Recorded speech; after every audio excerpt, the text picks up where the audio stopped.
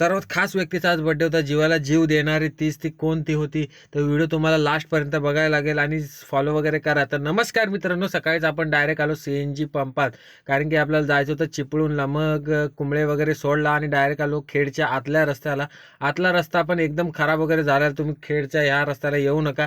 तसंच बाहेरचा पण रोडचं काम चालू आहे, म्हणून हळूहळू या सगळीकडे खराबच रस्ता आहे सध्या तरी.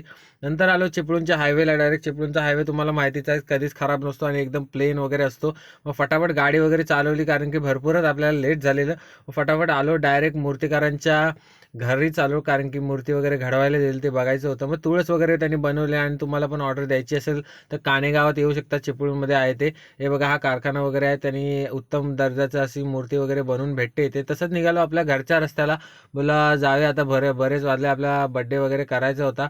आलो खेड वगैरे सोडला, भुसतेघाट सोडला आणि डायरेक्ट आलो आपण अलाइनमेंटला. अलाइनमेंट वगैरे केली, केक वगैरे घेतला. आणि ती व्यक्ती कोण होती तर दुसरं कोणच नव्हतं, आपली आई होती, मम्मी होती. तर तीच आपल्यासाठी आज शेवटपर्यंत झटते. तर तिचा आज वाढदिवस होता.